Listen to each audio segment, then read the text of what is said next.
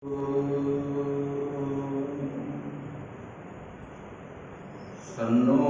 मित्रः सन्वर्णः सन्नो भगवद्वर्यमा सन्नो इन्द्रो बृहस्पतिः सन्नो विष्णुरुक्रमः नमो ब्रह्मणे नमस्ते वायो त्वमेव प्रत्यक्षं ब्रह्मासि त्वामेव प्रत्यक्षं ब्रह्म वदिष्यामि ऋतं वदिष्यामि सत्यं वदिष्यामि तन्मामवतु तद्वक्तारमवतु वक्तारम्। ॐ शान्तिः शान्तिः शान्तिः। शङ्करं शङ्कराचार्यं केशवं बादरायणं सूत्रभाष्यकृतो वन्दे भगवन्तौ पुनः पुनः। ईश्वरो गुरुरात्मेति मूर्तिभेदविभागिने व्योमवद्व्याप्तदेहाय दक्षिणामूर्तये नमः।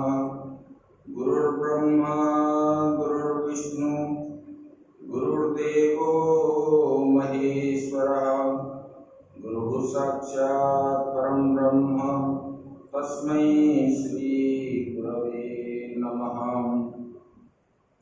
शान्ताकारं भुजगशयनं पद्मनाभं सुरेशं विश्वाधारं गगनसदृशं मेघवर्णं शुभांगं लक्ष्मीकान्तं कमलनयनं योगिर्विद्यानगम्यं वन्दे विष्णुं भवभयहरं सर्वलोकैकनाथं। नारायणं नमस्कृत्य नरं चैव नरोत्तमं देवीं सरस्वतीं व्यासं ततो जयमुदीरये। मूकं करोति वाचालं पङ्गुं लङ्घयते गिरिं यत्कृपातमहं वन्दे परमानन्दमाधवम्। सच्चिदानन्दरूपाय विश्वोत्पत्त्यादिहेतवे तापत्रयविनाशाय श्रीकृष्णाय वयं नमः। बोलिए सच्चिदानंद भगवान की, सद्गुरुदेव महाराज की जय। श्रीमद् भागवत महापुराण की जय। ओम नमः पार्वती पते हर हर महादेव।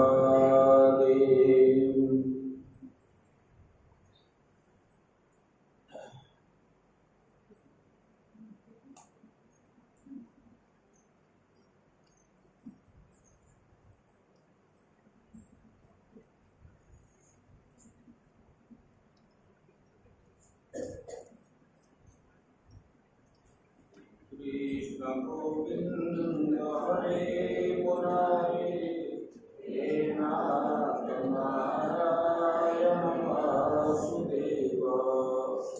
कृष्ण गोविंद हरे मुरारे हे नाथ नारायण वासुदेव।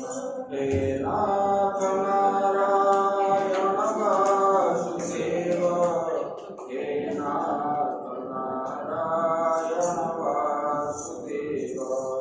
हे नाथ नारायण वासुदेव।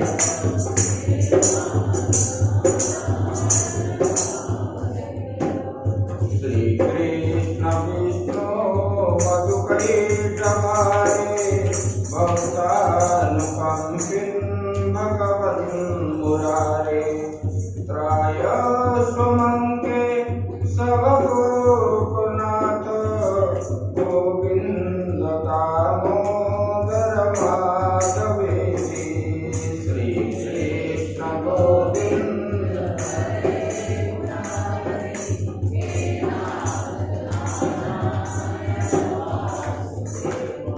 हे नाथ नारायण वासुदेव हे नाथ नारायण वासुदेव हे नाथ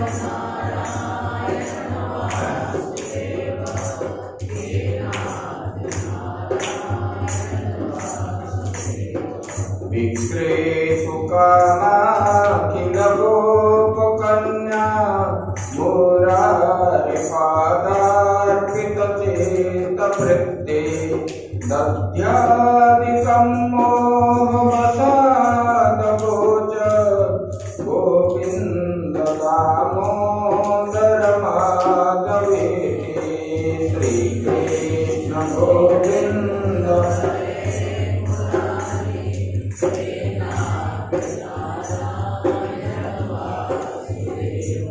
हे नाथ नारायण वासुदेव हे नाथ नारायण वासुदेव हे नाथ नारायण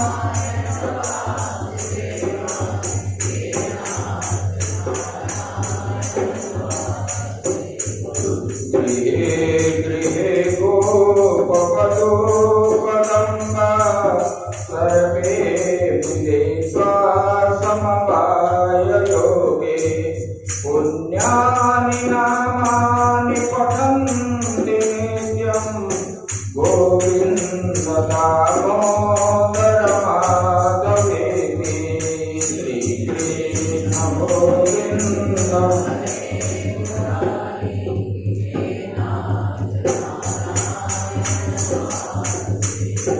हे नाथ नारायण वासुदेव हे नाथ नारायण वासुदेव हे नाथ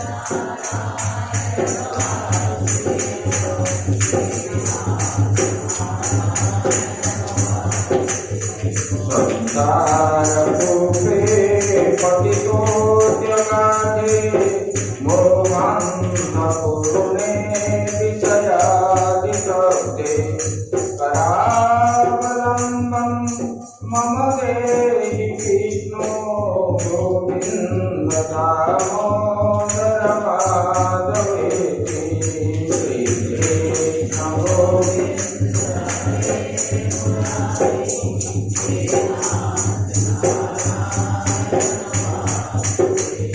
हे नाथ नारायण वासुदेव हे नाथ नारायण वासुदेव हे नाथ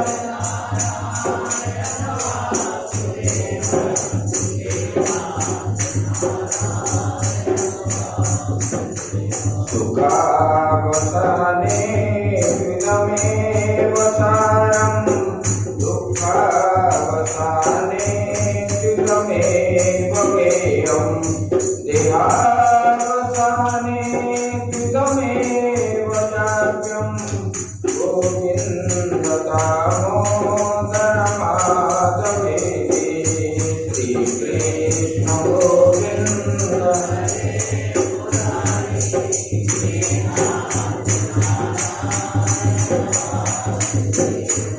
हे नाथ नारायण वासुदेव हे नाथ नारायण वासुदेव हे नाथ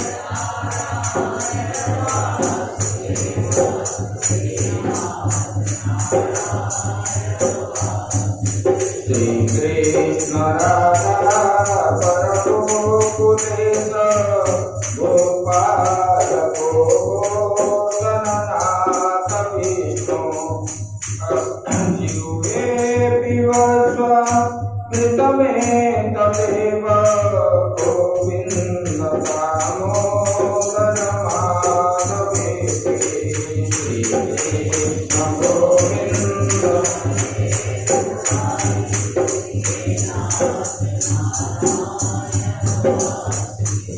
हे नाथ नारायण वासुदेव हे नाथ नारायण वासुदेव हे नाथ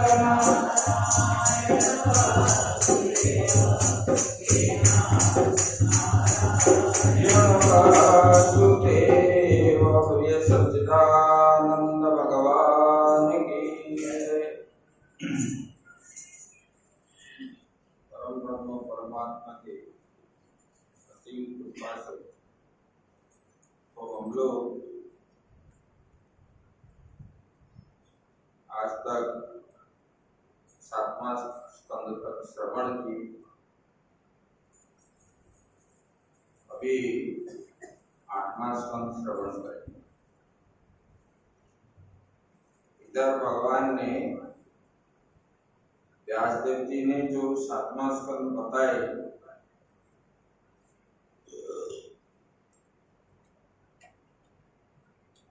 मतलब भगवान को कैसे प्राप्त किया जाता है, तो त्याग की बात आती है। त्यागेन अमृतत्व मानस, त्याग करने पर ही जीव को जो है मोक्ष की प्राप्ति, अमृत मिलता है, तब वो परम आनंद है। तो बिना त्यागे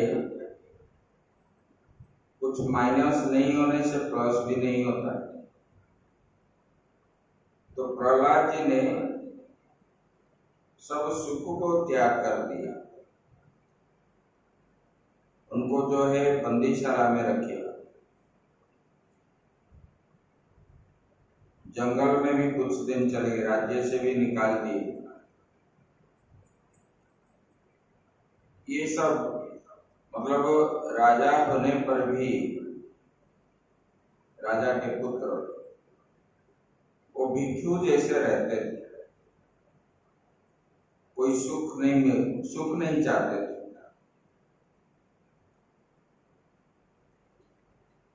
तब वो बताते हैं, बोले देखो, इससे जिसको नहीं मिलता है रहता है वो बात अलग है, लेकिन होने पर भी जो छोड़ता है उसी को त्याग बोलते हैं। भगवान की प्राप्ति के लिए त्याग की जरूरत है, और अपने पास त्याग नहीं है, पारमार्थिक काम में त्याग होना चाहिए।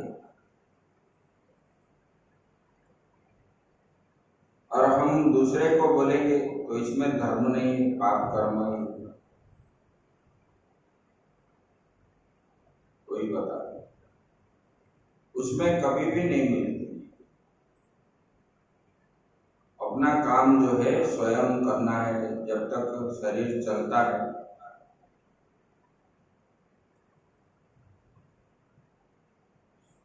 ये शिक्षा उसी से मिली। और आगे अष्टम स्कंद बताते हैं। यह अष्टम स्कंद में परीक्षित महाराज ने मनुवंश की कथा श्रवण कर रहे थे, और दक्ष के पुत्रियों का, सब पुत्रियों का बात उन्होंने सुन लिया। बोले कि अब से पहले भगवान आप बताए, भगवान जो सृष्टि बनाए उसी में कितने मनु हुए,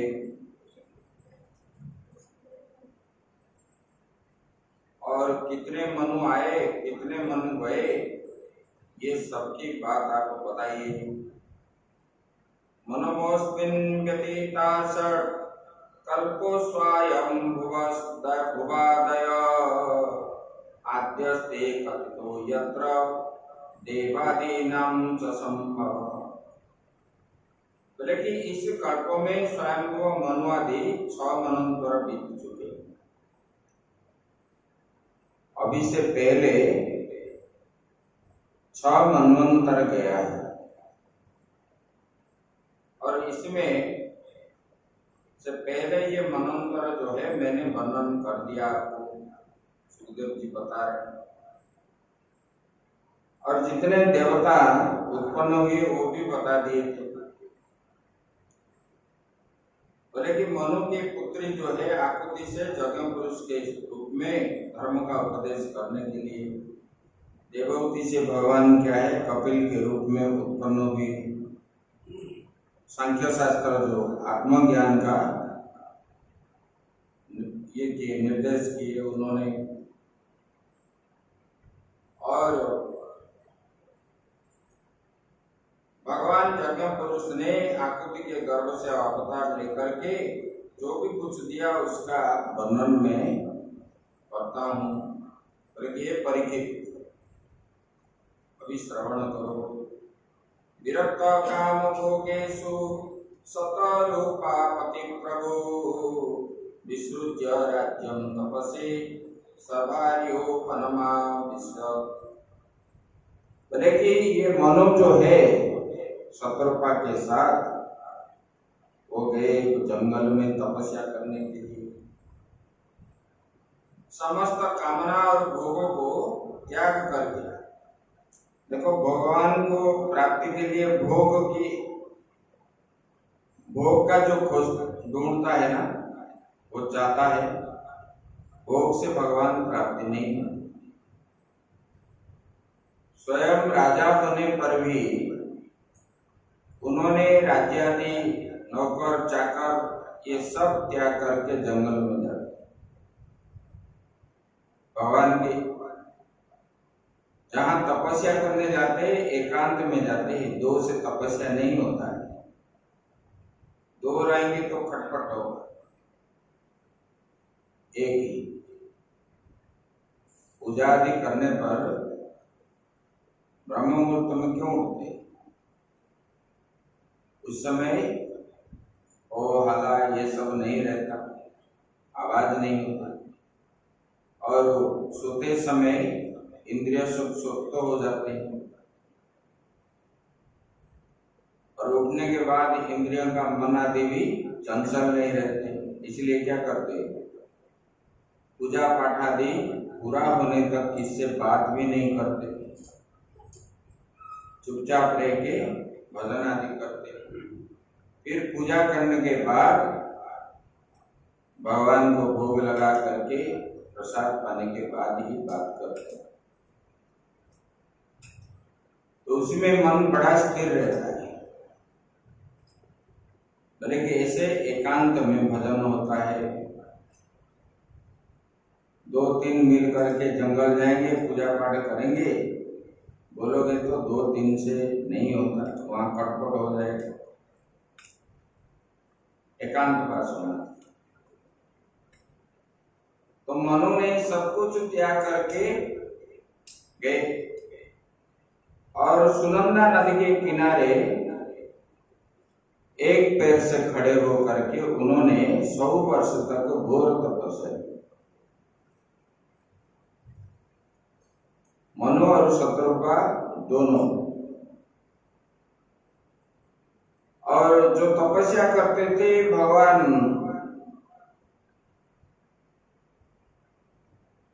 का ही स्तोत्र आदि स्तुति करते थे। मनु जी क्या बोलते थे स्तोत्र में? देखो, येन चेतयते विश्वं विश्वं चेतयते नयम् यो जागर्तिर् शयानेस्मिन् नयम् तं वेद वेदसः। बोले कि येन चेतयते विश्वं, बोले कि भगवान जिसकी चेतना के स्पर्श मात्र से ये क्या हो जाता है? विश्व चेतन हो जाता है। देखो प्रहलाद जी ने अपने गुरुओं को दिखा दिए, एक डाली तोड़ करके रख दी। गुरुओं को बोले अगर आपका भगवान है, मानते हो मेरे पिता को, तो इसको ये पेड़ में लगा दो, मैं जानूंगा कि आपका जो है राजा स्वयं भगवान है। जब तक मेरे सामने ये नहीं लगेगा तब तक मैं नहीं मानूंगा। उन्होंने बोले ना आप उनको भगवान मानो ना, ये कैसे होता है, ये नहीं होता। प्रहलाद जी माने नहीं, तब वो लगा नहीं पाए। प्रहलाद को बोले कि आपके भगवान लगा देंगे, बोले हाँ लगा देंगे। फिर भगवान को स्तुति की, भगवान लगा दी, जैसे लगा दिए ऐसे खिलने लगा। यही मतलब जिसका मनु जी बता रहे हैं, बोले कि जितने चेतन स्पर्श मात्र से सारा चराचर जगत चेतन बन जाता है। हमारा ये क्या है, हमारा जो ये शरीर है, ये शरीर जड़ है, मिट्टी से उत्पन्न हुआ, मिट्टी जड़ है, ये शरीर भी जड़ है। उनके स्पर्श से ही ये चेतन अभी मालूम पड़ रहा है। लेकिन जब इन्होंने जब इस शरीर से बाहर निकल जाते हैं, फिर ये जड़ बन जाता है, फिर लोग जला देते हैं। लेकिन उसी परमात्मा के स्पर्श से जैसे हमारा शरीर चेतन बन जाता है, ऐसे चराचर जगत सब चेतन रूप बन जाते हैं। हम अज्ञान के कारण ही बोलते हैं हम कर लिए, हमारा इतना पावर है, बोलते हैं कि नहीं बोलते। किंतु ये विश्व जो है, जिन्हें चेतना का दान नहीं कर सकता, जो इसको सो जाने पर प्रलय में भी जागते रहते हैं, लेकिन जिनको यह नहीं जान सकता, मतलब उनको उनके द्वारा ये संसार बनी हुई है, इसके अंदर जितने सारे जीव है उनके चेतन से ही चेतनत्व को प्राप्त हुए हैं। फिर भी ये लोग जो है इनको जान नहीं पाते। बोले कि प्रलय काल में वो जाकर के रहते हैं, शेष वही बचता है। बोले कि जो जानते हैं, बोले कि इनको जो जानते हैं, जो ज्ञानी क्या जानते हैं, ना यही परमात्मा है, इनके अतिरिक्त और कोई नहीं है। आत्मा भाष्यमिदं विश्वं यत्किंचित् जगत्यां जगत् येन त्यक्तेन भुञ्जीथा मा गृहा कस्यस्वी धनम। देखो ईशावास्य उपनिषद का पहला मंत्र जो है वो इधर ला करके रख दी व्यासदेव जी। उसमें क्या है, ईशावास्यमिदं सर्वं यत्किंच जगत्यां जगत् येन त्यक्तेन भुञ्जीथा मा गृहा कस्यस्वी धनम। यही बात होती है। बोले कि ये जो है यहाँ बता दिए, वहाँ ईशावास्यमिदं गुम बताए, यहाँ आत्मवास्यमिदं विश्वम। बोले कि ये विश्व जो है चराचर जगत, इस विश्व में रहने वाले समस्त चर अचर अणु परमाणु आदि जो है सब उन परमात्मा में क्या है, ओतप्रोतो है। उनका सत्ता नहीं रहने पर, आत्मा नहीं रहने पर किसी जंतु का सत्ता भी नहीं है, ये बताए। बोले कि ये समस्त चराचर प्राणी सब उन परमात्मा में ही ओतप्रोतो है।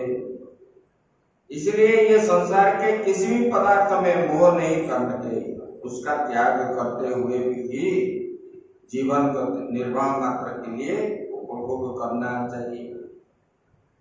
किसी भी वस्तु को आसक्ति नहीं होना चाहिए, ये शिक्षा दे रहा है।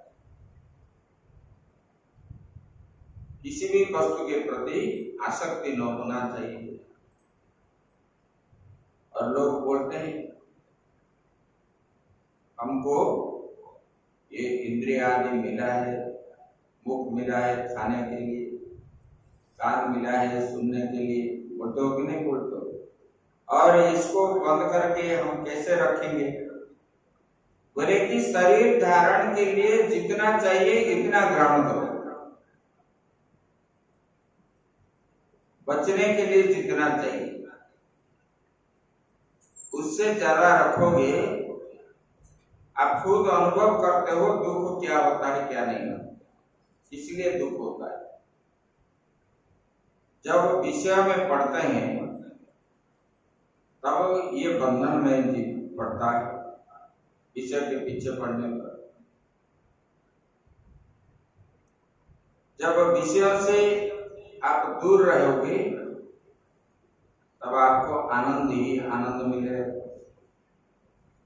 जैसे कि छाया के पीछे आप दौड़ोगे तो छाया क्या करेगा? आपसे आगे आगे जाएगा। जब छाया के विपरीत दिशा से आप जो है दिशा से आप दौड़ोगे, छाया आपके पीछे दौड़ेगा। तो विषयों के पीछे आप दौड़ोगे तो विषय सब दिखता रहेगा। इसलिए तो आप बोलते हो और चाहिए और चाहिए और चाहिए। कभी विषय मन को आत्मसंतोष नहीं देता है, इसलिए ज्ञानी विषयों के पीछे नहीं पड़ते और विषय उनके पीछे पड़ते।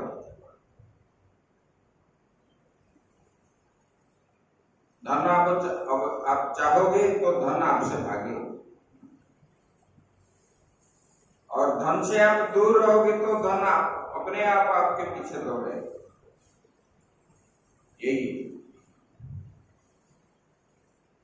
ये सब सुख देने वाला नहीं है। इसलिए बताते हैं तेन त्यक्तेन भुंजिता, बोले कि ये तृष्णा का सर्वदा त्याग कर देना चाहिए। इच्छा जो है, इच्छा को त्यागना चाहिए।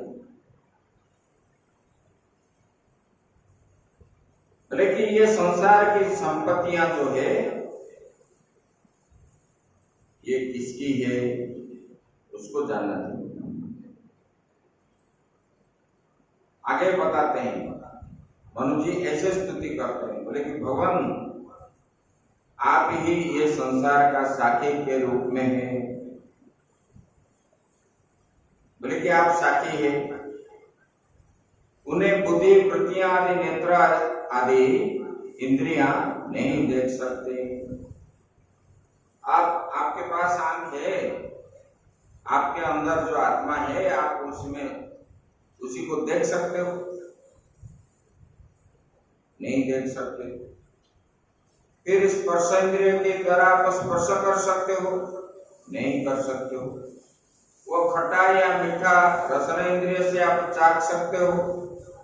नहीं। और कान के द्वारा आप श्रवण कर सकते हो? नहीं सकते।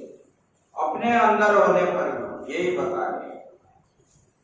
बोले कि भगवान आप तो साक्षी है, इंद्रियादि नेत्र के द्वारा हम जो है आपको नहीं देख सकते हैं। और क्या? बोले कि परंतु उसके ज्ञान शक्ति अखंड है। आपका जो ज्ञान है भगवान, आपका ज्ञान शक्ति अखंड है। इसलिए भगवान का एक नाम है अचिंत्य। मतलब इंद्रिय विषय गोचर नहीं होने के कारण इंद्रियों के द्वारा उनको हम जाने नहीं सकते।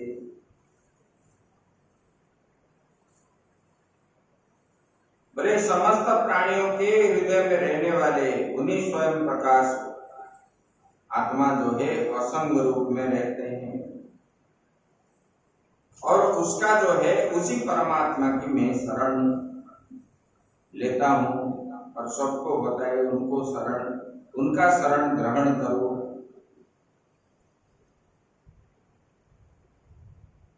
न यस्याद्यन्तु मध्य च स्वपरो नान्तर बहे विश्वस्या मुनि यस्मात् विश्व च तद्रितं महत्। बोले कि जिसका न आदि भी है न अंत भी है, उसका आदि कोई बता सकता है? कब उनका जन्म हुआ? आत्मा का कब जन्म हुआ आप बता सकते हो? नहीं बता सकते। कोई परमात्मा वो अनादि है, उसको उसका आदि किसको मालूम नहीं है, और आदि अगर नहीं है तो अंत भी नहीं है।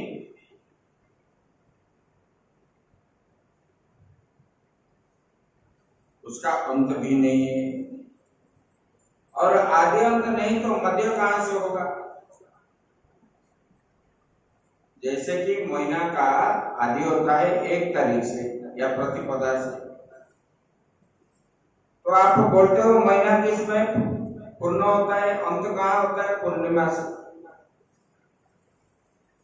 उसी का आदि है तो उसी का अंत आप मानते हो पूर्णिमा को, और जिनका आदि नहीं है अंत भी नहीं है, फिर उनका मध्य कहां से आएगा? बोले कि जिनका ना कोई अपना है ना पराया, और ना बाहर भी है ना भीतर भी है, ये बता रहे हैं। परोनांतरे बहि, उसका बाहर भी नहीं है भीतर भी नहीं है, और अंत मध्य अपने पराये बाहर और भीतर ये सब कुछ आप ही व्याप्त है। उन्हीं की सत्ता से ये चराचर विश्व की सत्ता है। वो नहीं रहने पर वो सत्ता भी नहीं रहता। वही अनंत वास्तविक सत्य जो है वही परम ब्रह्म है। ऐसे मनु ने भगवान का स्तुति कर रहे हैं, बोले कि भगवान आप जो है ज्ञान स्वरूप है, इसलिए आपके पास जो है लेस मात्र अहंकार नहीं है। देखो भगवान श्री कृष्ण ने जब अवतार लिए थे, ग्वाल वालों के साथ खेलते थे, उनको कंधे में बिठा करके खेल खेलते थे, और उनके साथ उन लोगों का झूठा भी खाते थे। और ये बात ब्रह्मा जी देख ली। ब्रह्मा जी बोले कि ये कैसा परमात्मा है, सबका झूठा खाता है। तब भगवान ने ये बात जान ली, और ब्रह्मा जी गौ और बछड़े को जो चुरा के ले गए, तो भगवान ने बोले कि ब्रह्मा जी आपको तो सृष्टि बनाना सिखाया मैंने ही, और आप ये जो ले रहे हो देखो मैं अभी क्या करता हूं। तब भगवान ने ब्रह्मलोक में जब ब्रह्मा जी पहुंचे देखे तो दूसरे ब्रह्मा को बैठा दी।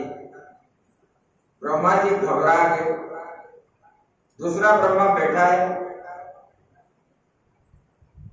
और जब आए उधर से फिर आए देखने के लिए, देखे तो भगवान ने जैसे ये जो बछड़ा ले गए थे कमंडल में भर के, वही बछड़े बन गए, और वो ग्वाल वाल भी बना दिए भगवान ने, जिनको कि उनके माताओं ने अपना ही पुत्र मानते थे। गौ वाले भी अपना बछड़ा ही मानते थे। तो ब्रह्मा जी उनके माया को जान नहीं पाए और हम क्या मानेंगे? अपने अंदर जो भेद बुद्धि रखते हैं ना, ये भेद बुद्धि नहीं रखना चाहिए। इसके प्रति वही बताया। बोले कि भगवान, इसलिए भगवान को ये ज्ञान का स्वरूप है, इसलिए भगवान में ना कोई अहंकार है।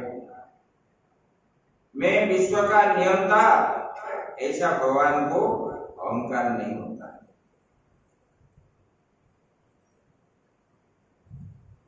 मैं नियंता हूं, ऐसा उनका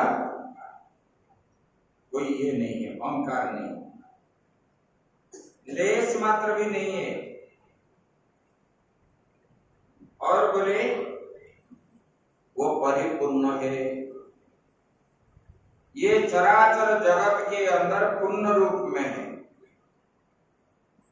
और सर्वतः है। किसी वस्तु का कामना नहीं है उनको, मुझे ये वस्तु प्राप्त हो, वो वस्तु प्राप्त हो। जैसे लोग बोलते हैं ना, मुझे धन प्राप्त हो, मुझे विद्या प्राप्त हो, मुझे पुत्र प्राप्त हो, ऐसे परमात्मा कुछ भी नहीं चाहते, मुझे ये प्राप्त हो कि वो प्राप्त हो।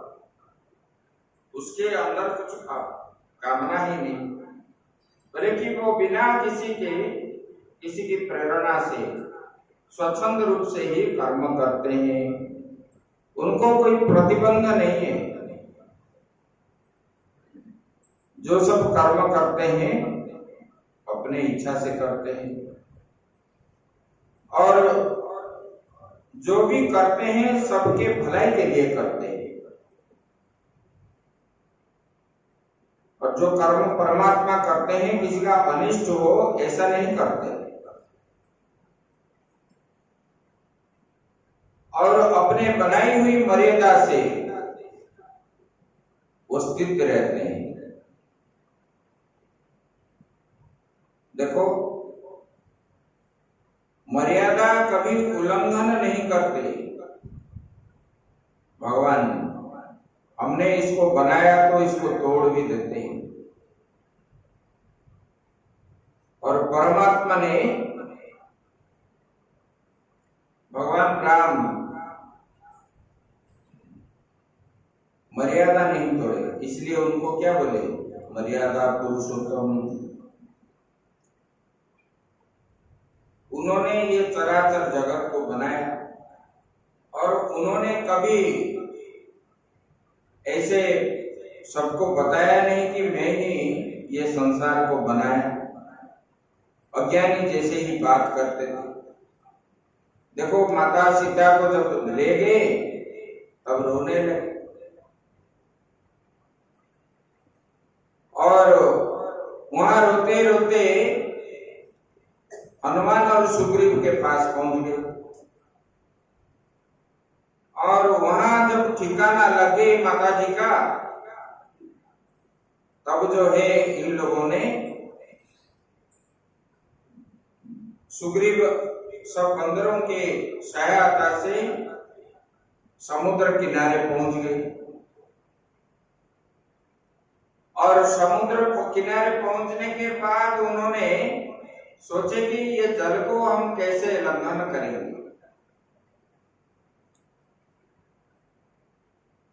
तो लक्ष्मण जी बोले कि आप इतना चिंता क्यों करते हो? आपके पास तो सर्वसमर्थ है, आप एक बाण चला दो और वो बाण के द्वारा सब जल जो है सूख जाएगा। भगवान ने बोले ये नहीं करना चाहिए। तो उन्होंने वहां 3 दिन बैठे, व्रत करके, तपस्या करके। तब रावण आदि लंका में हंसने लगे, बोले कि देखो कितना मूर्ख है। बोले कि ये वरुण का तपस्या कर रहा है और जल के अंदर रास्ता देने के लिए, ये कोई बुद्धिमानी का काम है? मतलब भगवान जो ध्यान में बैठे,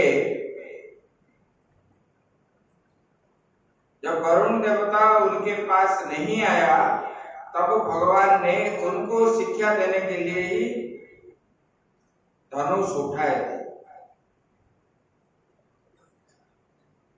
मर्यादा पुरुष जो होते हैं वो कभी मर्यादा को उल्लंघन नहीं करते। वो वरुण देवता ने बोले कि ठीक है भगवान, आपने मुझे बैठाया, आप अगर चाहते तो मुझ पर आप बाण छोड़ दीजिए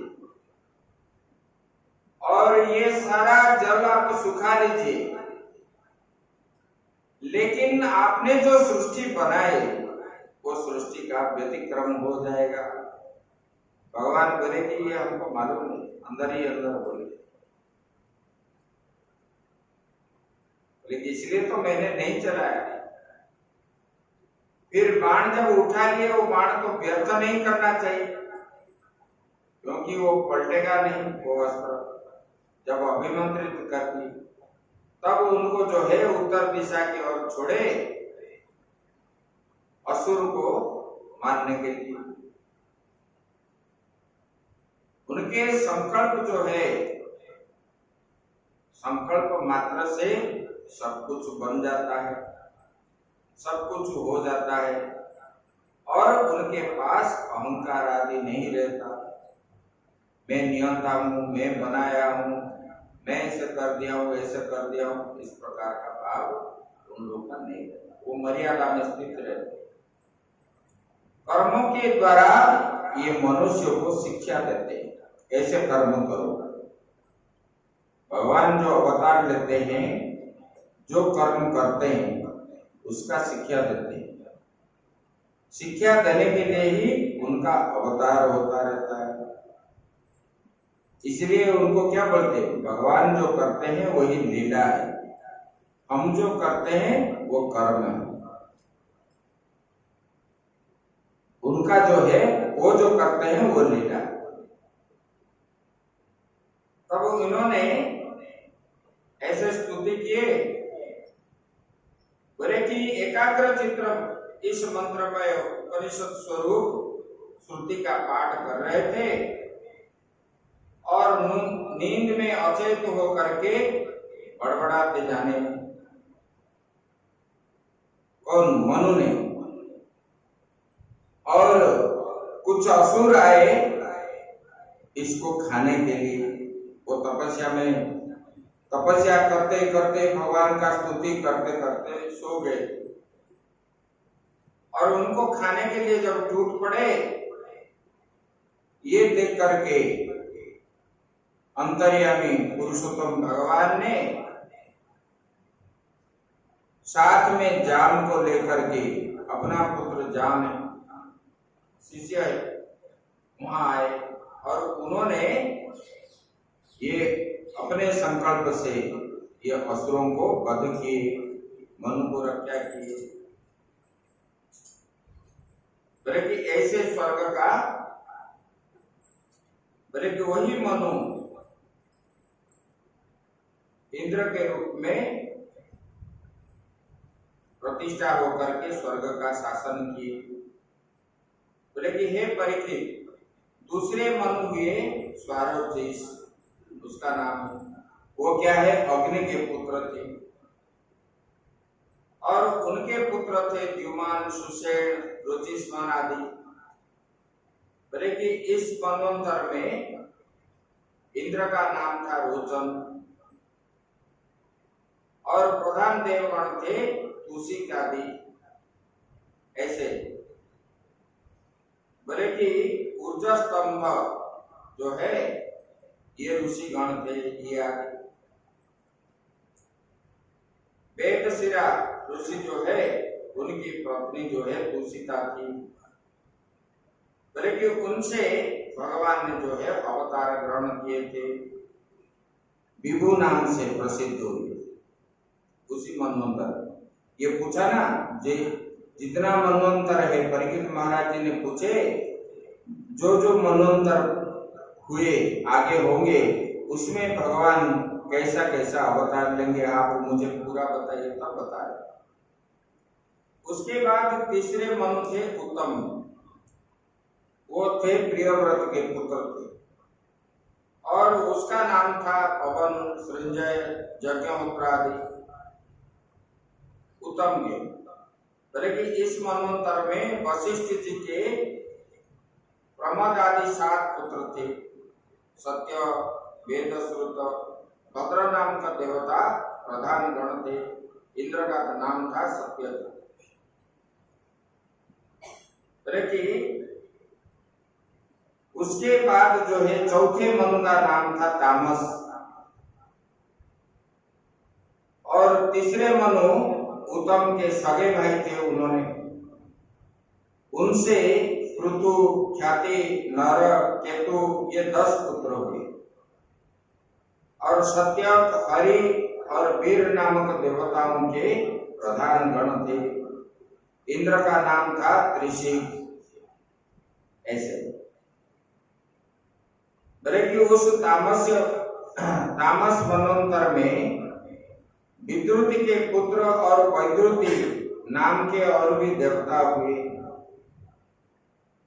ऐसे उन्होंने बताया। और जो है ये सुनने के बाद ये चौथे मनवंतर आया। तब परीक्षित जी ने प्रश्न पूछे, बोले कि भगवान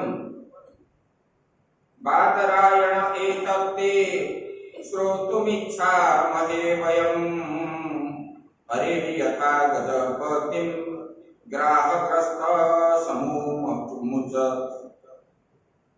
बोले कि भगवान मैं तो सुना हूं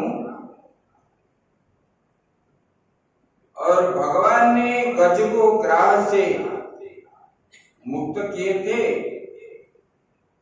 और ग्राह की रक्षा के लिए भगवान ग्राह ने जब स्तुति किया और भगवान में चतुर्धा रूप में आए और ग्राह को विनाश करके उनको मुक्ति दे दी। उसी बात मैं सुनना चाहता हूं और बहुत पुण्यमय, प्रशंसनीय है, मंगलकारी है और शुभ है। इसमें आया दूसरे पद्म पुराण, स्कंद पुराण आदि में सब में आता है। बोले कि सुबह जो गजेंद्र स्तुति पाठ करते हैं घर में, उनका घर में हर समय मतलब कभी विपत्ति नहीं आता। गजेंद्र मुख्य ये जो पढ़ते हैं, सुनते हैं, सुनाते हैं, इसकी कथा परीक्षित महाराज जी बोल रहे कि भगवान आप विस्तार रूप से मुझे बताइए। तब सुखदेव जी बताते, आसीत गिरि परो राजन स्त्रीकूट इति विस्तृत क्षीरो तेनामृत श्रीमान योजना उतमुत्सित। बोले कि हे परीक्षित, बोले कि ये जो त्रिकूट पर्वत है ये क्षीर सागर के पास है। ये प्रसिद्ध है त्रिकूट पर्वत और सबसे जो है श्रेष्ठ पर्वत है और वह 10,000 योजन ऊंचाई है, बहुत ऊंचाई। और उसमें उसके कंदराओं में सिद्ध, चारण, गंधर्व, विद्याधर, नाग, किन्नर, अप्सराएं आदि विहार करने के लिए वहां आते हैं। वो रमणीय स्थान है, टूरिस्ट प्लेस है। जैसे अभी शिमला जाते हो कि नहीं जाते? सुंदर सुंदर स्थान देखने के लिए सब लोग जाते हैं ना वहां, दार्जिलिंग आदि। ऐसे वहां पर देवता, गंधर्व, चारण, यक्ष सब लोग वहां घूमने के लिए जाते थे। बोले कि वही त्रिकूट पर्वत के नीचे, बोले कि वहां जो है बढ़िया बढ़िया फूल जो है वहाँ बगीचा जैसे लग रहा है। पारिजात, गुलाब, अशोक, चंपा, तरह तरह के आम, प्याल, कटहल, आमड़ा, सुपारी, नारियल, खजूर, बिजौर, महुआ, ये सब जो है ताड़ आदि वहां सब वृक्ष थे। और वो उद्यान जो है, उद्यान में एक बड़ा सरोवर भी है। लेकिन वहां जो है रुद्राक्ष, आंवला, बेल, कईत ये सब थे। बल्कि उसी उद्यान में एक बड़ा भारी सरोवर था और वो सरोवर के अंदर बढ़िया कमल आदि फूल खिलते थे। और जो है विविध जाति के कुमुद, उत्पल, कल्हार, शतफल आदि कमलों की अनूठी छटा छिटक रही थी। और वहां जो है मतवाले भौरा जो है भौरे हैं वहां गुनगुना गूंजते थे। और वहां विभिन्न प्रकार के पक्षी जो है कलरव आदि करते थे। वहां पनडुब्बी, बतख और पपीहे कूद रहे थे। और उस जलाशय में मछली, कछुए आदि जो चलते थे, हिलते थे, तब जो है वो जल बड़ा सुंदर दिखता था। कि उसी जंगल के अंदर जो है ये गजराज रहता था। अपने पत्नियों के साथ। गज मतलब क्या है? गज मतलब वो मूर्ख है। मूर्ख को हम क्या बोलते हैं? गज बोलते हैं। शास्त्र में बताया जो मूर्ख होते हैं मतलब जिसका मन जो है विषयों में ही है। मूर्ख किसको बोलते हैं?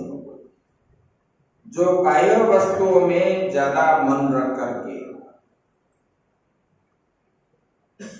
खाने पीने देखने ये सब में रहता है, लेकिन काम जैसा करना चाहिए सही ढंग से जो काम नहीं करते उसी को हम मूर्ख बोलते हैं। और जो चाहने वाले लोग हैं उसका मन का कभी भी स्थिर नहीं होगा। मुझे ये चाहिए, वो चाहिए, वो चाहिए, मन स्थिर कहां से होगा? इसलिए बोलते हैं कि उसको मूर्ख। ये गज जो है ये बड़ा कामी है।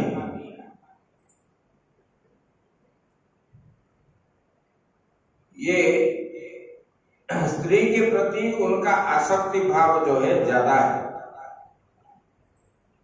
विषयों को देखता है, इसलिए उनको गज कहा जाता है।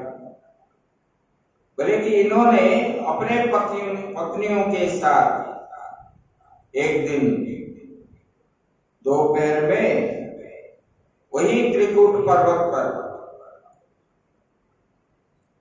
पर्वत के नीचे चलते चलते ऊपर जाने लगा। और जैसे चल रहा था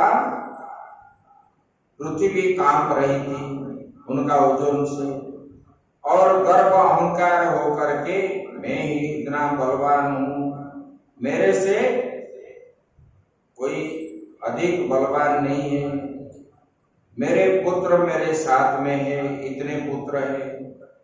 अपने परिवार के साथ वो चल रहा और पत्नियों के साथ मत गर्व हो करके पत्नियों को साथ लेकर के वो चल रहा था। जब उन्होंने धूप लग गया और उनको चलते पहाड़ चढ़ते चढ़ते उनको प्यास भी लगा।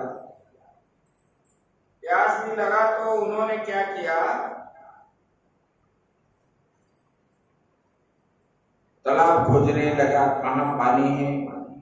तब जाकर के उसी सरोवर के पास पहुंचा और सरोवर के अंदर पहुंच करके उन्होंने पानी जल पीने की इच्छा से तो गया, और इतना सुंदर पानी देखने के बाद हाथी क्या है, जल प्रिय होते, और जब जल देख लिया तब उन्होंने वहां स्नान करने लगा। हाथी क्या है, बहुत स्नान करेंगे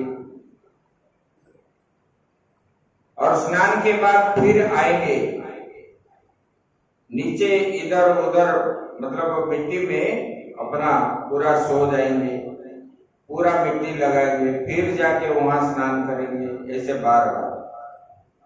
और शुंड में पानी ले करके और पानी शरीर में छिटकाएंगे, ऐसा भी है। और वहां जब जल हिलने लगा, गंभीर जल के अंदर ग्रह था मगरमच्छ, और उनको मालूम हुआ कोई स्नान कर रहा है, तब जल हिल रहा है, तब उन्होंने जल के अंदर जो है आया, आकर के गजराज को पेड़ को पकड़ लिया, और जब पकड़ लिया तो गज जो है बाहर स्थल में वो बलवान है, लेकिन जल के अंदर जो है बलवान ग्राह है मगरमच्छ। जल के अंदर उनका बल जो है मगरमच्छ का ज्यादा है, और जल के बाहर गजराज का बल है। ऐसे उनके अंदर जो है घोर युद्ध हुआ, और सब जो है उसके पत्नियां आगे बाहर, और सूंड लगा करके उनको खींचने लगी, लेकिन उनको बाहर नहीं ला पाए, उनके पुत्र उनके पत्नियां सब। तब गजराज के साथ जो है उन्होंने कितने सालों तक युद्ध किया, जब बाहर नहीं आ पाया तब उन्होंने भगवान को स्तुति करने लगा। हे गोविंद हे गोपाल, हे गोविंद हे गोपाल, अब तो जीवन हारे, अब तो जीवन हारे। हे गोविंद राखे शरण, हे गोविंद राखे शरण, अब तो जीवन हारे। हे गोविंद हे गोपाल, हे गोविंद हे गोपाल, अब तो जीवन हारे, अब तो जीवन। नीरविवन हेतु गयो, नीरविवन सिंधु के किनारे, सिंधु के सिंधु बीच बसत ग्राय, सिंधु बीच चरण गयो पछारे, चरण गयो पछारे। हे गोविंद हे गोपाल, हे गोविंद गोपाल, अब तो जीवन हारे, अब तो चार पैर युद्ध गयो, चार पैर युद्ध गयो, ले गयो मझधारे, ले गयो चार पैर युद्ध गयो, चार फल ले गयो मझधारे, ले गयो नाक कान डूबन लागे, नाक कान डूबन लागे, नाक कान कृष्ण को पुकारे, कृष्ण को हे गोविंद हे गोपाल हे गोविंद, अब तो जीवन हारे, अब तो जीवन द्वारिका में शब्द गयो, द्वारिका में शोर भयो भारी, शोर द्वारिका में शब्द भयो, द्वारिका में शोर भयो भारी, शोर भयो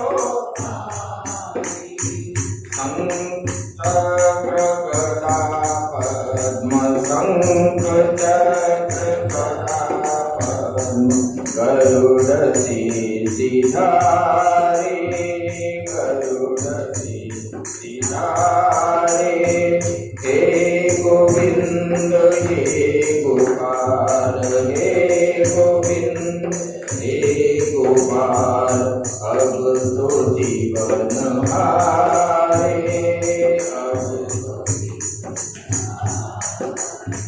सूर कहे श्याम सुनो, सूर कहे शरण कहूँ बिहारे, शरण कहूँ सूर कहे श्याम सुनो, सूर कहे शरण कहूँ बिहारे, शरण अब की बार पार करो, अब की बार, अब की बार पार करो, अब की बार पार करो, नंद के दुलारे, नंद के दुलारे, हे गोविंद हे गोपाल हे गोविंद हे गोपाल, अब तो जीवन हारे, अब तो जीवन हारे, सच्चिदानंद भगवान की। तो गजराज ने भगवान को स्तुति करने लगा। जब जो है बाहर नहीं आ पाया, तब जल के अंदर जो ग्रह के साथ उनका युद्ध हुआ दीर्घ काल तक, एक दो दिन नहीं कई साल तक युद्ध हुआ। तब उनका शरीर क्षीण हो गया और वो डूबने लगा। तब उनको जो है बोले कि ये संसार में मुझे तो पार करने वाला और कोई नहीं है, और ये संसार को जिन्होंने बनाया वही मुझे पार कर सकते हैं, ऐसा समझ करके उन्होंने भगवान को स्तुति किया। कैसे स्तुति किया? देखो, भगवान के पास, संतों के पास और बेटे के पास घर में खाली हाथ नहीं जाते, कुछ भी लेकर के। खाली हाथ रिक्त हस्त ना गत्वा, बोले कि खाली हाथ में नहीं जाना चाहिए, शास्त्र में बताया। तो उन्होंने देखा यहाँ तो मेरे पास तो कुछ भी नहीं है, और देखा चारों ओर कमल फूल है, एक फूल तोड़ा अपने सूंड से और उसी फूल को लेकर के वो स्तुति करता है। ओम नमो भगवते तस्मै यत एतच्चिदात्मकम् पुरुषाय द्विजाय परेशाय विधीमहि। बोले कि हे भगवान, ओम नमो भगवते तस्मै एतत् चिद आत्मकम। बोले कि आप क्या है? चिद स्वरूप है भगवान, चिद स्वरूप। बोले कि जो ये जगत का मूल कारण है और सबके हृदय में आत्मा के रूप में रहने वाले वही परमात्मा को, बोले कि वही पुरुष को, लेकिन समस्त जगत में एकमात्र स्वामी वही है। बोले कि उन भगवान को मैं बार बार नमस्कार करता हूं। बोले कि परेशाया विधीमहि। बोले कि मैं एक बार नहीं, बार बार मैंने उनको प्रणाम करता हूं, ऐसे बोले। बोले कि भगवान, ये जो संसार है आप में ही स्थित है। बोले कि उसी परमात्मा में ही स्थित है और उसी परमात्मा से उत्पन्न हुआ है, उसी परमात्मा से ही वो क्या है? विलय भी होता है। यस्मिन् निजं यतश्चेतम यनेदम य इदं स्वयं। बोले कि ये जो संसार है, बोले कि ऊर्ज जो है उन्हीं से ही उनका सत्ता है। बोले कि ये उन्हीं में स्थित है और उन्हीं की सत्ता में ही प्रतीत हो रहा है, ये दिख रहा है उनके सत्ता होने पर ही। बोले कि इसी में ही व्याप्त है और स्वयं इसी के रूप में प्रकट हुए हैं। ये जो संसार हमको दिखता है ये भगवान परमात्मा के स्थूल शरीर माना गया है, वेद में बताया है। ये पृथ्वी जो दिख रही पूरा, ये 14 भुवन जो हमको दिख रहे हैं ये भगवान परमात्मा के स्थूल शरीर माना। बोले कि ये सब होने पर वे संसार इसी और उसके कारण प्रकृति से सर्वथा परे हैं। बोले कि ये संसार उसी से उत्पन्न होने पर भी, उनमें स्थित होने पर भी वो संसार से परे हैं। बोले कि ये विश्व प्रपंच उनकी माया से उनमें अध्यस्त है, माया उनका अधीन है, माया उनको स्पर्श नहीं करता क्योंकि माया को वो जानते हैं, माया को उन्होंने उत्पन्न किया है। बोले कि उनको जो है उनका दृष्टि हर समय ज्यों की त्यों है, कभी इधर नहीं कभी उधर नहीं, ऐसा नहीं होता है। और बोले वो जो है सबके साखी के रूप में रह रही है।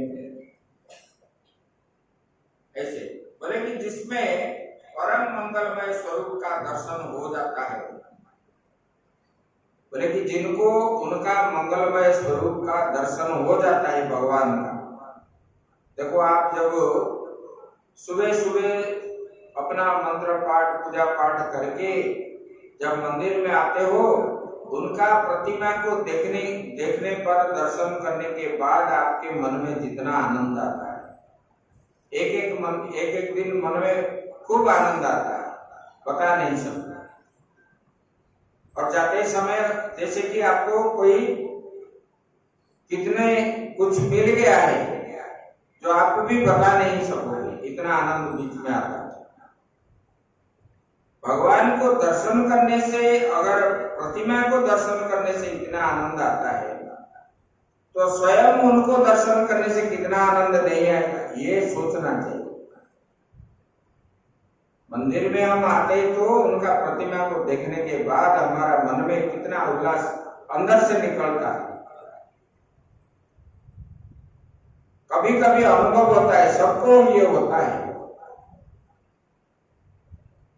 और उनके प्रतिमा के दर्शन से जब इतना आनंद है, उनको दर्शन से कितना आनंद नहीं होगा। वही गजराज बता रहे हैं, बोले कि देखो वो परम मंगलमय स्वरूप का दर्शन करने के लिए महात्मा गण क्या करते हैं, सब कुछ त्याग देते, घर संसार धन संपत्ति दौलत आदि सब त्याग कर दिया। गोपियों ने बोले ना, आप सुनोगे 10वें स्कंद में, गोपियों ने बोले हे केशव, वेणुगीत में बोले कि आपकी वजह से हमने घर छोड़ा, परिवार छोड़ा, अपने पुत्र आदि छोड़े, धन संपत्ति सब कुछ छोड़े,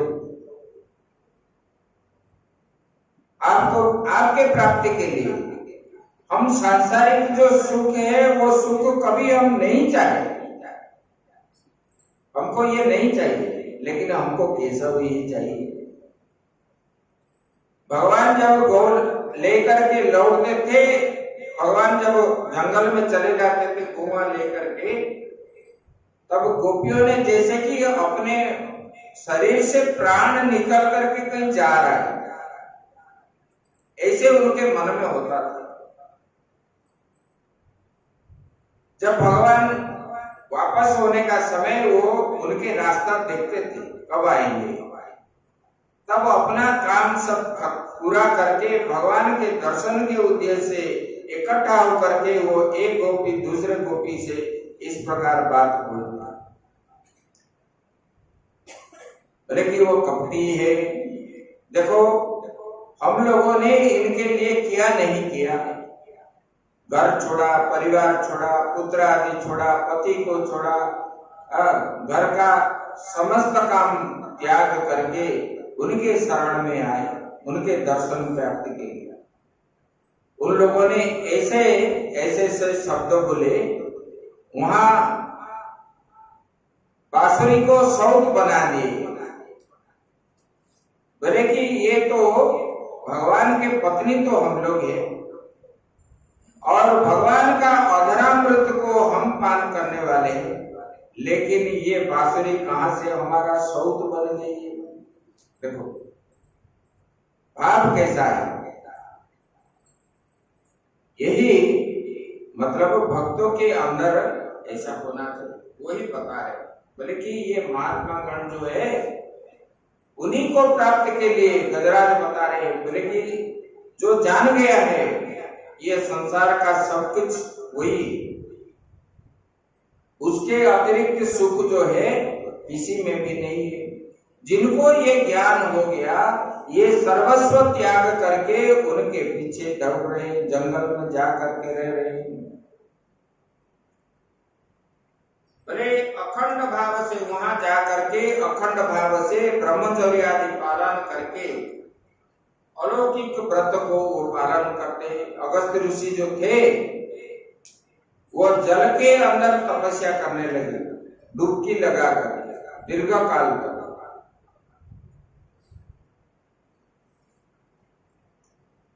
कोई निराहार से रहा, ऐसे गजराज ने स्तुति किया, बोले कि वही परमात्मा को मेरा सहायक हो, वो मुझे रक्षा करे।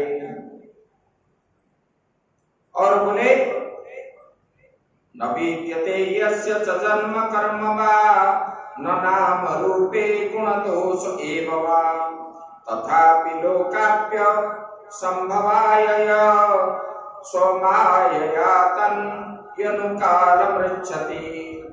बोले कि उनके जन्म कर्म और जो नाम रूप, फिर उनके संबंध में गुण और दोष को कल्पना ही कैसे की जा सकता है। बोले कि उनका जो है ये सब जन्म कर्म कोई बता नहीं सकता, उनका जन्म भी अलौकिक है, उनका कर्म भी अलौकिक है। देखो 2 दिन का बच्चा जो है जन्म होते ही 1-2 दिन हुआ है, और उन्होंने पूतना को मार दिया। पूतना उनको लेकर के जा रही थी मथुरा, ले जाएंगे उनको मार देंगे, विष पिलाने के लिए आए। और उनको भगवान ने जब पकड़ लिए इतने छोटी सी बच्चा है, लेकिन पुतना जो है भगवान इतना ओजन हो गए उनको जो है लेकर के नहीं जा पाए। तो उनका कर्म जो है अलौकिक है, कोई बता नहीं सकता, यही गजराज बता रहे।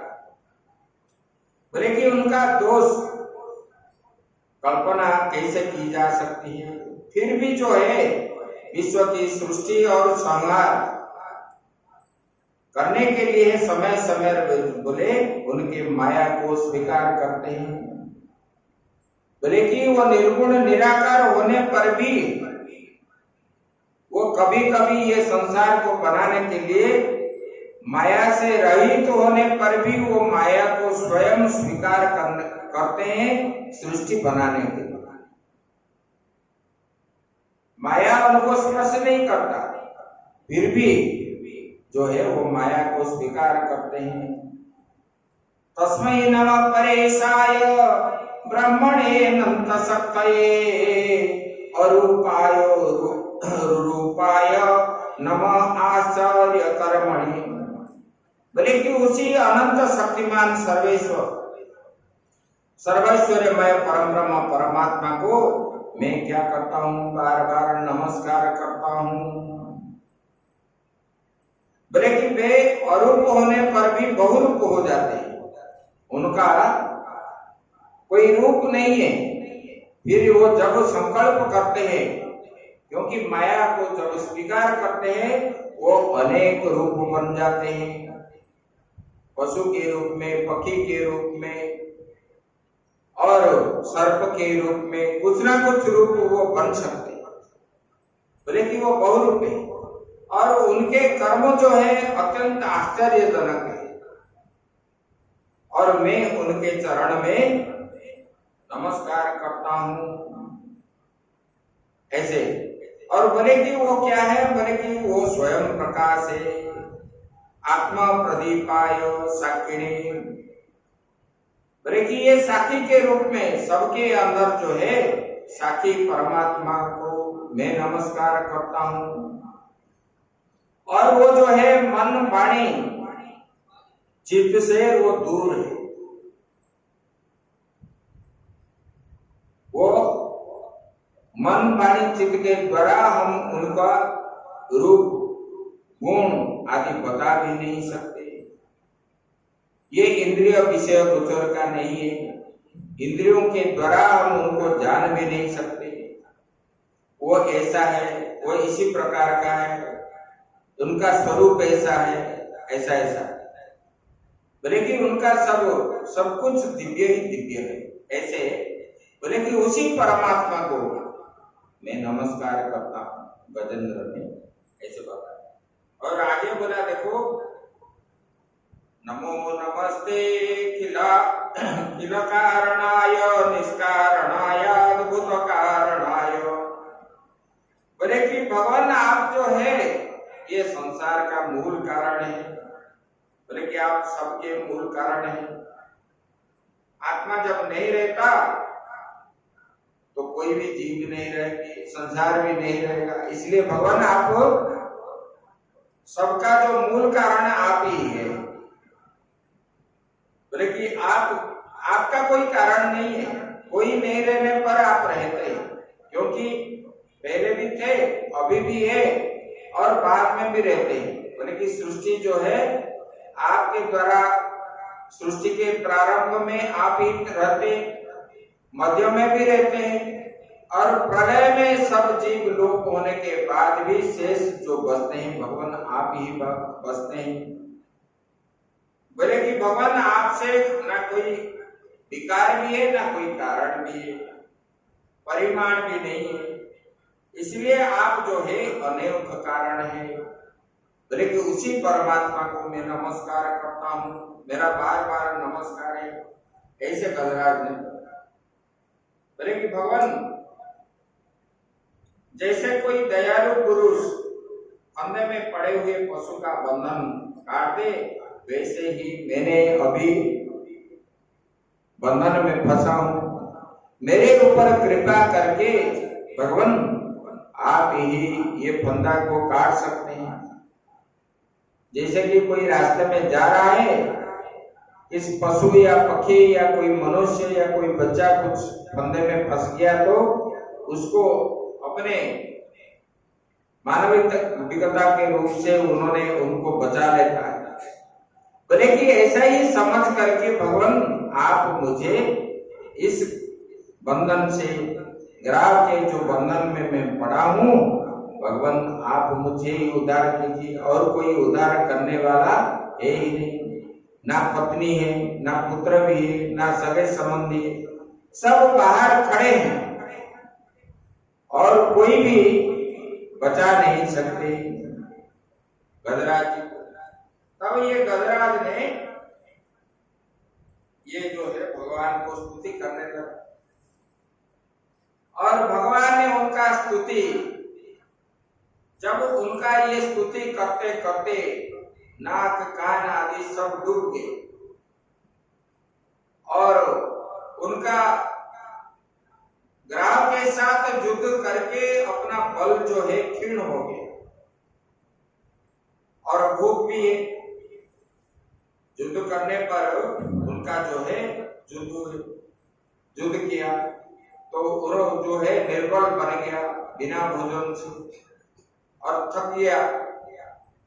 तब जो है उन्होंने ग्राह के साथ और युद्ध नहीं कर पाया, तब भगवान का शरण लिया। तब भगवान को बोल रहा है कि फूल लेकर के, बोले भगवान आप ही ये मुझे ये विपद से उद्धार करने वाला आप हो। बोले कि प्रभु आपके पास 3 शक्तियां हैं। बोले कि ये 3 शक्तियों सत्व रज तम में रागादि वेग असह्य है, समस्त इंद्रियों और मन के विषयों के रूप में भी आप जो है प्रतीत हो रहे। इंद्रिय भी आप हो, विषय भी आप हो, ये शरीर भी आप है, आप कहाँ नहीं है ऐसे। बोले कि इसलिए भगवान मैं जो है शरण वत्सल हूँ और आपको मैं बार बार आपका ही शरण में गया हूँ। अब आप मुझे मेरे ऊपर कृपा करके भगवान मुझे इस ग्रह से, ये मगरमच्छ से मुझे भगवान आप बचा लीजिए, ऐसे उन्होंने बोले कि भगवान नायम वेद समात्मान यच्च्याहं धियाहतम तम दुरत्य यमाहात्म्यम भगवन्त्य मितोस्म्यहम्। बोले कि आपकी ये माया अहम बुद्धि से आत्मा का स्वरूप ढक दिया है। बोले कि भगवान जीव जो है अहम बुद्धि करने के कारण, मैं और मेरा ये बुद्धि करने के कारण आपको जीव जो है नहीं जान सकता भगवान। और ये अहम बुद्धि ये माया है, आपके माया शक्ति के कारण जीव के अंदर ये अहम बुद्धि रहता है। इससे यह जीव जो है, ये जीव अपना स्वरूप को नहीं जान पाता। अपना स्वरूप जो है, मैं आत्मा हूँ, मैं ब्रह्म हूँ, आपसे आत्मा से अतिरिक्त कुछ भी नहीं हूँ, ऐसे वो नहीं जान सकता भगवान। क्यों ना, ये जो अहम बुद्धि करता है आपके माया के कारण ही वो अहम बुद्धि करता है। जैसे कि आप एक हो, आगे पीछे दर्पण रख लोगे तो आप कितना दर्पण के अंदर जो है 1000 देखते हो। ये दर्पण जो है माया के रूप में खड़े हो गए, इसीलिए ये प्रपंच आपको दिख रहे हैं। वास्तव में आप 1000 हो क्या? नहीं। इसी प्रकार ये संसार के माया के कारण जीव जो है अपने स्वरूप को भूल गया है और अपना स्वरूप को जान नहीं पाता। बोले कि भगवान आपका महिमा जो है अपार है, इसको कोई जान नहीं सकता और आप जो है सर्वशक्तिमान है। ऐसे बोले कि इसी भगवान का मैं शरण गया हूं, ऐसा कर करके बोले बताते हैं। बोले कि गजेंद्र बिना किसी भेदभाव के निर्विशेष रूप भगवान में, मतलब भगवान को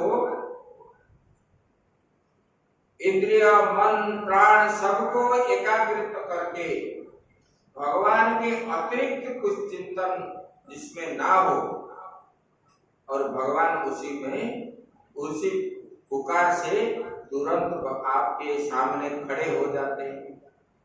जब भेद बुद्धि रहता है तब भगवान का दृश्य नहीं होता। गजराज ने मन से, वाणी से, इंद्रियों से सब जो है सब में भगवान का ही चिंतन करके जब भगवान का स्तुति किया तब भगवान ने और अपने धाम में अपने स्थान में रह नहीं पाए। तो भगवान जो है तुरंत ही गजराज के पास उपस्थित हो गए। गरुड़ वाहन पर आए भगवान ने और देखे गजराज का दुर्दशा और उन्होंने अपने हाथ से ही गजराज का पैर पकड़ करके बाहर जो है फेंक दिए और ग्राह को अपने चक्र के द्वारा छेदन भी कर दिए। तो ये बताए, जब बताए तब बोले कि ये भगवान जो है कैसे उनको मारे, भगवान का ये स्मरण कैसे आया, गजराज ने पशु होकर के भगवान को बुलाया कैसे। तब बताते हैं इन लोगों ने पूर्व जन्म में भगवान का आराधना कर रहे थे, श्राप की वजह से ये गजराज जो है गजराज बन गया था, पहले जन्म में राजा था। और जो ग्राह भी है ये ग्राह गंधर्व था, कुहू गंधर्व नाम के ये गंधर्व था। देवल ऋषि के श्राप से उन्होंने मगरमच्छ हो गए। वो गंधर्व था, एक दिन स्नान कर रहा था और देवल ऋषि गंगा जी में स्नान कर रहे थे और डुबकी लगा करके उन्होंने जा करके देवल ऋषि के पैर को पकड़ लिया था। तब देवल ऋषि उनको श्राप देते बोले कि देखो आप गंधर्व हो करके ऐसे बुद्धि कर रहे हो तो तुम जो है मगरमच्छ बन जाओ। तब उन्होंने ऋषि को क्षमा याचना जब किया तब भगवान ही उन्होंने देवल ऋषि ने बताए, बोले कि भगवान आप ऐसे गज को पकड़ोगे तब जो है भगवान वहां पर आपको उद्धार करेंगे, तब आपको मुक्ति होगी। तब ये ग्राह के शरीर से भगवान का स्पर्श जब हो गया उनके शरीर, तब वो ग्राह के शरीर से एक दिव्य पुरुष निकला। सब लोग देख रहे थे। भगवान जब आए वो सब देवताओं ने वहां पर पहुंच गए। गंधर्व, किन्नर, चारण, ऋषि ये सब लोग वहां पर आए और भगवान का स्तुति करने लगे। और सब लोग देखे वहां से एक दिव्य पुरुष निकला है। बोले कि ये दिव्य पुरुष और कोई नहीं है, ये क्या कौन है? बोले कि ये जो है कुहू गंधर्व है। और ये गंधर्व पहले जन्म में श्राप के कारण ऐसे हुआ था। और ये गजराज की बात बता रहे हैं, ये पिछले जन्म में उन्होंने द्रविड़ देश के दक्षिण के द्रविड़ देश जो है ये द्रविड़ देश के राजा था इंद्रद्युम्न। इन्होंने भगवान के परम भक्त और एकादशी कर रहे थे। एकादशी के दिन मौन रहते, किसी से बात नहीं करते और भगवान का ही चिंतन करते थे। एक दिन क्या हुआ, वहां पर अगस्त्य ऋषि आए एकादशी के दिन। जब आए तब उनके जो सेवक आदि थे उन्होंने जा करके राजा को बताए राजा कुछ बोले नहीं। और अगस्त्य ऋषि उनके सामने भी आए, उनको बैठने के लिए भी इशारा भी नहीं किया, कुछ बोला भी नहीं और कुछ स्वागत सत्कार नहीं किया। तब जो है अगस्त्य ऋषि गुस्से हो गए, बोले कि इनको घमंड हो गया है, और उन्होंने कुछ बोला ही नहीं, ना मान सम्मान किया। ये राजा, मैं राजा बोल करके उनके मन में गर्व अहंकार भरा हुआ है। तब उन्होंने बोले कि ये मूर्ख जैसे व्यवहार किया, तब वो मूर्ख है इसलिए तुम गज बन जाओ। तब उन्होंने गजराज हुआ था। जब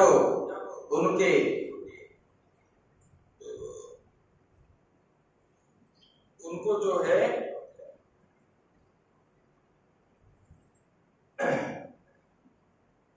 विपत्ति आया, जल के अंदर डूब गया, जब जो पिछले किया हुआ, देखो ये काम में आता है। भजन कभी मतलब जो किया हुआ भजन कितने जन्मों में भी वो काम में आता है, वो कभी लॉस नहीं होता। जैसे रुपया आदि धन संपत्ति ये घाटा हो जाता है, लेकिन ये घाटा नहीं होता। उन्होंने कितने मतलब पिछले जन्म में किया हुआ जो भजन किया हुआ था भगवान का, उसी समय उनका स्मरण आ गया।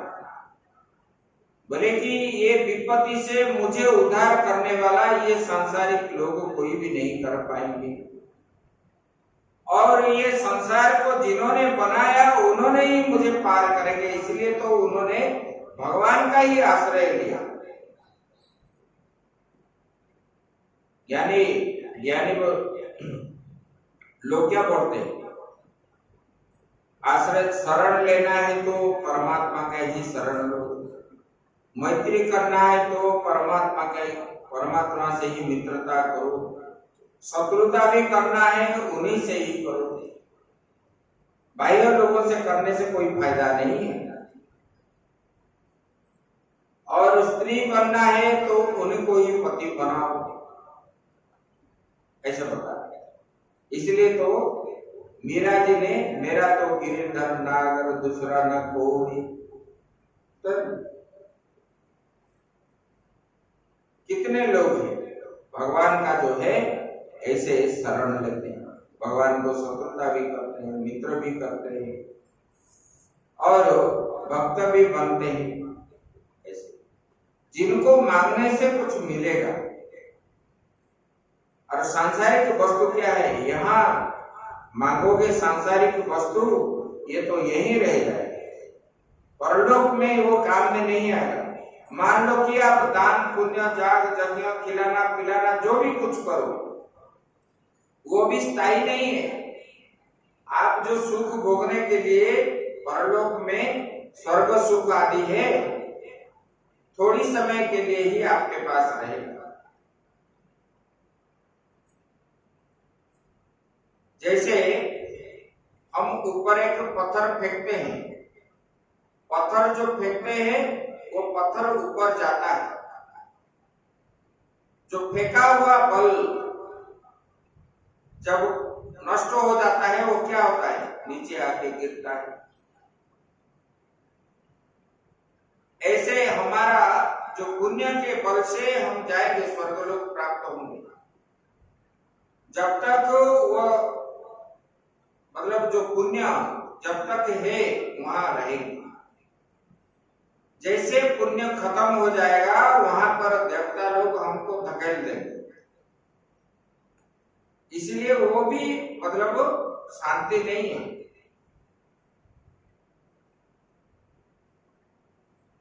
जो पुण्य आदि करते हैं ना, इसलिए प्याऊ लगाते, अन्न छत्र खोलते, अन्न दान करते, वस्त्र दान करते, ये सब करते, बोले कि ये थोड़ी सुख के लिए। बोले कि एकमात्र जो है परमात्मा का शरण जो लेता है वो जो है सुख पारमार्थिक सुख है और हर समय सुख शांति में उनका जीवन यापन होता है और अंत में उनको क्या हो जाता है, मुक्ति होता है। तो उनका और आवागमन नहीं होता, ना जन्म है ना मृत्यु है, मुख्य प्राप्ति हो जाता है। ऐसे बोले कि इसलिए परमात्मा का ही शरण लेना ये अच्छा माना गया है। बोले कि भगवान बता रहे हैं, भगवान ने गजराज जी को बता रहे हैं, बोले कि देखो भगवान बता रहे हैं, एमं त्वं च सरश्चेदं गिरिकंदर काननम वेत्रकी च कणपेणुनां गुल्मानि सुरपादपान। बोले कि जो लोग रात के पिछले प्रहर में 18 के इंद्रिय निग्रह पूर्वक एकाग्र चित्त में मेरा और तेरा जो स्मरण करेगा, इस सरोवर का चिंतन करेगा, इस कंदरा का चिंतन करेगा और इस वन का, ये वेद का और ये जो है पिचक का, बांस का, ये सबको चिंतन करके तेरा और मेरा चिंतन करता है, वो जो है मेरा स्थान को क्षीर सागर को ही प्राप्त होता है। इसलिए ये बोले कि गजेंद्र के साथ भगवान का जो चिंतन करता है, ब्रह्म मुहूर्त में जाकर तुम्हारी की हुई स्तुति में मेरा स्तवन करेंगे, मृत्यु के समय जो है उन्हें निर्मल बुद्धि में दान करूंगा, भगवान बता रहे। गजेंद्र के साथ सुबह जो है गजेंद्र के साथ ब्रह्म मुहूर्त में उठ करके गजेंद्र के साथ भगवान को जो चिंतन करने वाले लोगों को बोले कि अंतिम में भगवान उनका बुद्धि शुद्ध कर लेते हैं और वो जो है भगवान को ही प्राप्त हो जाता है। इसलिए सुबह ब्रह्म मुहूर्त में गजेंद्र मुख्य जिसके घर में पाठ होता है, जो पढ़ता है, जो सुनता है, जो सुनाता है, वो सबको ही कल्याण है। अंत में उनको जो है भगवत की प्राप्ति हो जाती है और उनको धर्म अर्थ काम मुख्य 4 पुरुषार्थ को वो प्राप्त करता है। ऐसे भगवान सुखदेव जी को गजेंद्र मुख्य उपाख्यान बता दिए और आगे हम लोग जो सुनेंगे, देवताओं ने ब्रह्मा जी के पास जाना, जब विपत्ति आएगी तब जो है देवता लोग जाएंगे ब्रह्मा के पास, क्योंकि वो दुर्वासा जी को अपमान किए एक बार, तो दुर्वासा के श्राप से वो क्या हो गए, गादीच्युत हो गए, स्वर्ग से चले। जब आसन चला गया, राक्षसों ने उनका अधिकार कर ली, तब जो है ये देवता भगवान को पुकारने लगे कि ब्रह्मा जी के पास जाकर के विचार विमर्श किए।